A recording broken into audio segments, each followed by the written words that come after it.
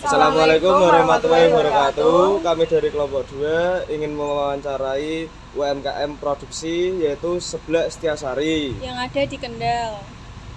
Sebelumnya, perkenalkan nama saya Din Citra Anggreni, NIM B11 2024 08953.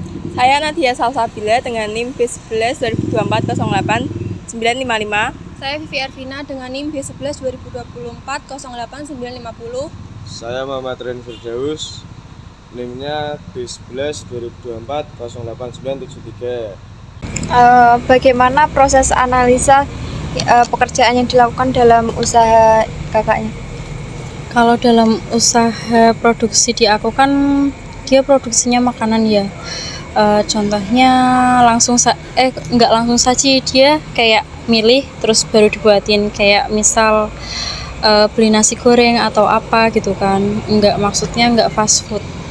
Terus untuk sistem cara belinya di aku tuh bisa take away sama dine in. Ada tempat makannya, terus bisa buat pulang. Untuk packagingnya itu masih menggunakan styrofoam sih, keamanannya belum sampai nanti pakai apa itu belum. Terus untuk analisa dari pekerja itu, kalau di aku itu sementara masih shift-shiftan. Kayak aku tuh belum leluasa ngerti tentang SOP dunia pekerjaan yang semestinya gitu loh. Jadi kayak ya udah jalan dulu aja nggak apa-apa gitu. Ada berapa shift? Kalau di aku ada 2 shift, Pagi sama malam. Pagi sama siang sih, malam gitu. Malam bukanya sampai jam berapa? Kalau misal pagi itu karyawan berangkat dari 7:30, mereka pulangnya sampai 2:30, tapi buka outlet itu di jam 10. Terus habis itu lanjut yang shift 2 dari 2:30 sampai jam 9 malam. Tutupnya itu jam 9. Kalau bulan puasa juga? Kalau bulan puasa sementara yang satu shift kayak selang-seling gitu kan, ada 2 shift sih. Sehari ini dia libur, yang shift satunya berangkat, terus besoknya yang kemarin berangkat itu besok libur. Jadi berangkat enggak gitu.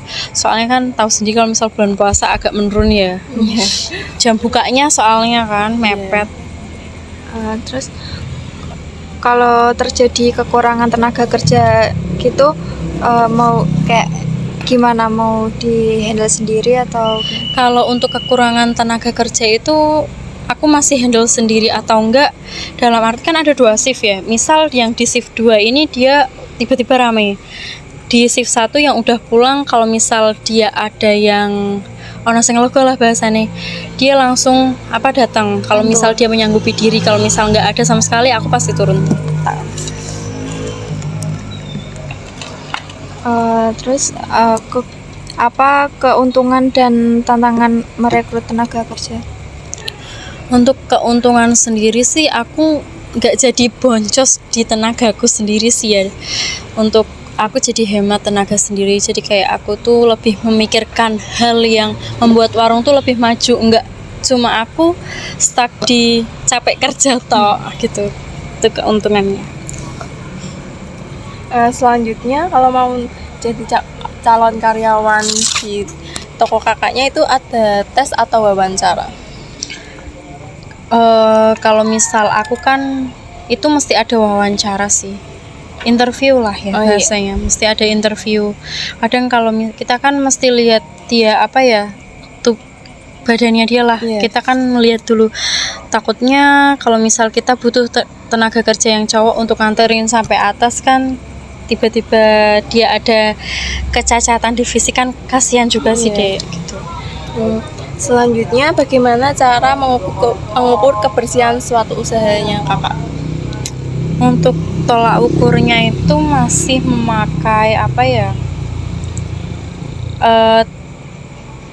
aku masih manual sendiri. Nanti kalau misal jadi kayak kamu tuh datang bersih, kamu pulang juga harus bersih gitu. Masih ngecekin sendiri, kalau misal nanti nggak bersih ya udah nanti kena apa gitulah. Baik, selanjutnya akan dilanjutkan oleh teman kami. Nama saya Muhammad Ren Firdaus. Saya Vivi Arvina, melanjutkan wawancara teman saya yang tadi. Iya, langsung saja. Pertanyaannya, apa saja pelatihan yang Iya. apa saja pelatihan yang diberikan kepada karyawan untuk meningkatkan keterampilan mereka dalam produksi Mbaknya? Untuk pelatihan itu kita sebelum kan misal karyawan baru kita itu biasanya punya training dulu. Jadi anak baru itu dia ditrainingin sama anak lama gitu loh Mas. Jadi nggak asal-asalan dia langsung bisa atau nggak asal-asalan kayak apa masak seblaknya itu sembarangan enggak gitu. Atau enggak kalau misal anak yang lamanya dia kurang bisa memungkinkan itu aku langsung yang ngajarin. Yang pertanyaan selanjutnya, apa saja bahan baku utama yang digunakan dalam produksi, Mbak? Untuk bahan bakunya itu kita lebih ke seafood-seafoodan sih, kayak ikan olahan, daging olahan gitu-gitu. Gitu. Jumlah karyawan yang terlibat dalam produksi sebelahnya? Kalau untuk jumlahnya aku ada 8 karyawan. Semuanya. Apa saja jenis kompensasi yang diberikan kepada karyawan di usaha ini? Kompensasi yang diberikan kepada kompensasi itu kayak apa sih? Imbalan balik gitu. Oh, imbalan balik itu dia mendapatkan gaji pokok lah ya. Terus kalau misal rame itu dia pasti dapat bonus. Terus yang ketiga itu setiap mau hari raya pasti ada THR. Gitu. Terus bagaimana cara memberikan apresiasi terhadap kinerja karyawan? Kalau untuk apresiasi itu kita pasti di setiap gajian itu kayak adalah karyawan teladan gitu ya. Jadi kayak kita mencontohkan ada karyawan teladan tuh nanti setiap gajian tuh mesti tak kasih uang. Jadi lebih. Jadi setiap karyawan yang lain tuh kan mesti melihat. Jadi kayak nyontohin ngono gitu loh. Terus apa faktor utama yang menyebabkan PHK dari usaha ini?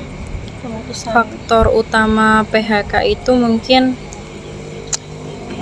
ini sih, waktu warungnya agak sepi. Jadi kayak ini loh, kayak puasa ini kan itu berangkat shiftnya kan berangkat enggak berangkat iya gitu kan. Untuk karyawan yang kurang memungkinkan tenaga kerja kan kadang ada karyawan yang bagus, ada yang enggak. Itu kan mesti aku pilih-pilih sih. Kalau yang kurang itu mesti aku kasih di rumah dulu aja. Gitu. Gitu aja sih Kak. Udah, Makasih. iya.